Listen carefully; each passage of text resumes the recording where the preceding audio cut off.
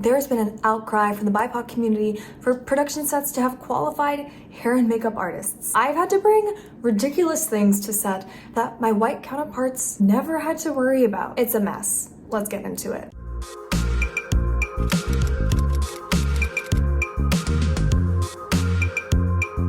What's good, honey bun? Nico Austin Smith here, and I'm a successful actor in LA. You may have seen me here. I'm here to help you achieve the acting career of your dreams by giving you big sis advice on what other YouTubers in this industry don't talk about. I've got content on headshots, on casting sites, on reels, on resumes, on target lists, acting terms you need to know, the list goes on. And the content is consistently growing, so I'm so glad you're here. In May, the new SAG-AFTRA commercial contracts passed. It had a ton of improvements, which is great. One of them being that now productions are required to have qualified hair and makeup artists on set. Qualified means that they have experience working with textured hair. Textured as in kinky, curly, all hair types, dreads, locks. They have to know how to work on it. And they also have to know how to color match properly for actors of color for foundation and makeup. It's been an issue. But finally, we have it written that this needs to be implemented. So we'll see if it actually happens. So, here's what's in my bag for auditions, callbacks, chemistry read, being on set. Let's go through it in no particular order. Stick around in the end to hear all the ridiculousness I've had to bring. First one, script and sides. I like to make notes when I'm on set, and I like to have my own copy. Also, for callbacks or auditions, even if I'm memorized, I always carry it with me. Unless I'm testing, then I just, leave it at home. Headshots. I usually carry about 2 with me for in-person callbacks, just in case. I've only ever been asked once to bring a headshot, and that was 2 years ago. I doubt that anyone will ask me again, but this is just in case because I always like to be prepared. Highlighters and pens. Okay, so I usually have 2 pens and 2 different color highlighters. Like I said before, I like to make my own notes. And I've been in situations where I've been in an audition and I've been handed a script that I've never seen before and asked to cold read. So I was able to highlight my own lines, which helped tremendously. Water. You can never have too much water. I'm currently in the market for a Hydro Flask, but right now I have this bad boy and it's working just fine. Thank you. I usually like to have a mix of aloe vera juice and water because I think aloe vera juice helps me stay hydrated for longer. It's also really good for you. Deodorant. Hair and makeup usually has this for you, but sometimes they don't. Invest in a tiny travel size so that you know you're always covered, especially for auditions. You don't want to go in there all funky. Hand sanitizer. The COVID rep will usually have a mini one for you to take when you're on set, but I like to have my own anyways, especially when I'm out and about on auditions and callbacks. I always want sanitized hands. Masks. I usually have a couple masks on hand just in case. Again, production, COVID compliance would have masks for you, but I always like to have my own. Plus I like my black ones. What if you're at a casting office and they run out of masks for actors and their studio still requires masks? I don't care what the mandate says, I'm still wearing mine in the waiting room. I've seen some nasty actors. Portable charger. This one's a big one. Sometimes you're on set for 12 to 14 hours, or in a callback session for 3 hours, or a fitting for 6 hours. You never know how long you'll be gone in this industry when you leave your home. I always have a portable charger on me so I don't miss any important emails or updates from my team. Snacks. Okay, this may only be important to me, but I have a super high metabolism, so I'm constantly eating. And if I don't, then I completely shut down. I get hangry, I get a migraine, it's not pretty. I've been in situations where lunch just happened and I ate a bunch, but an hour passed and I'm hungry again. Sometimes I didn't have time to grab a snack from Crafty. So just grab my handy dandy snacks and they're half gone because I've been on set. But I grabbed some, stuff them in my mouth really quick before we start the next take.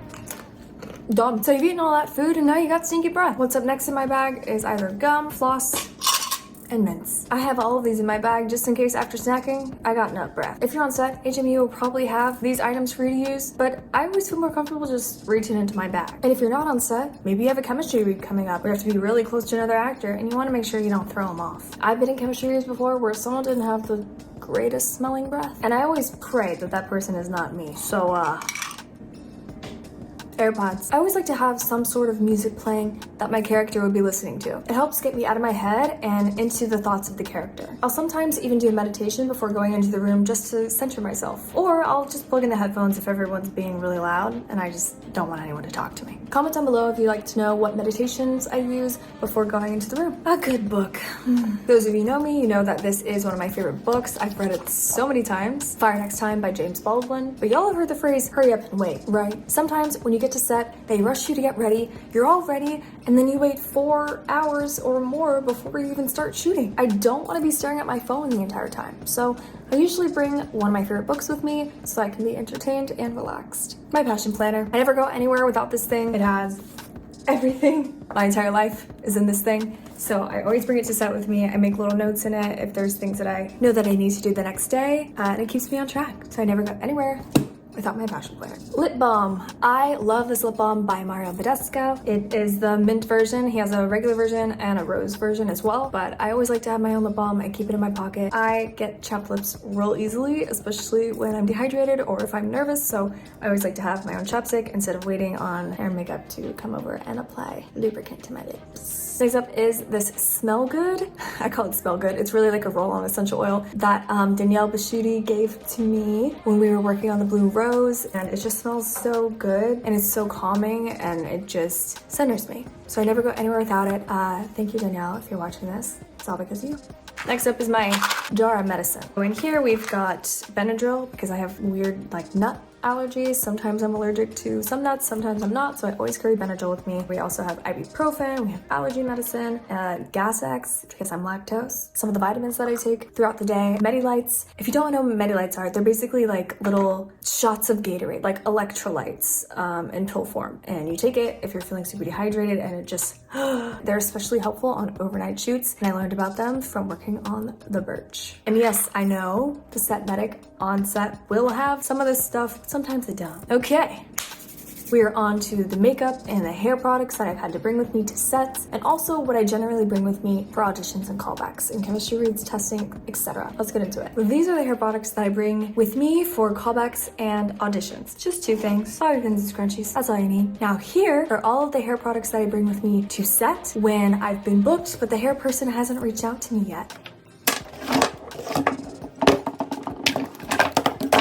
All my different hair pieces because I don't know how they'll want my hair. I don't know if my curls are going to work that day. So I have little clip-ins, got a pick, edge brush, edge control, leave-in conditioner, the oil that I make. I usually also make my own styler for my curls, but that styler needs to be refrigerated, so I'll usually just go in with Camille Rose as a styler. I'll bring that with me. These little gold things that I usually wear in my hair. I've been on sets and they're like, oh, do you have more of those? I also like to carry all these products because you never know what kind of products hair and makeup will have for you on set. I've been taking care of my hair for so long, and those of you who know me, you know my natural hair journey. It's been a struggle, so we are finally at a point where we can appreciate our curls and our fro. I will not have any products that I don't want in my hair. In the past, we'll see how it is moving forward with these new contracts, but in the past, they don't have natural products for natural girls. Here are the makeup products I bring with me to auditions, callbacks. Usually I just bring a lip or a gloss and a pressed powder. Now here's all the makeup I bring with me to set. I usually come camera ready, but just in case, my lip and my pressed powder, of course. I bring my foundation, my concealer, my mascara, a bronzer, and a blush.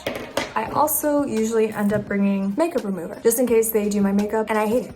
I have been scarred in the past with looking pasty and gray with no way to fix it. No. Now you know all the components of my bag as a Black actor. Comment down below and let me know if there are things in your bag that you can't live without that I didn't mention. And here are some vlogs of my latest projects. I'll see you all Thursday after next. Bye.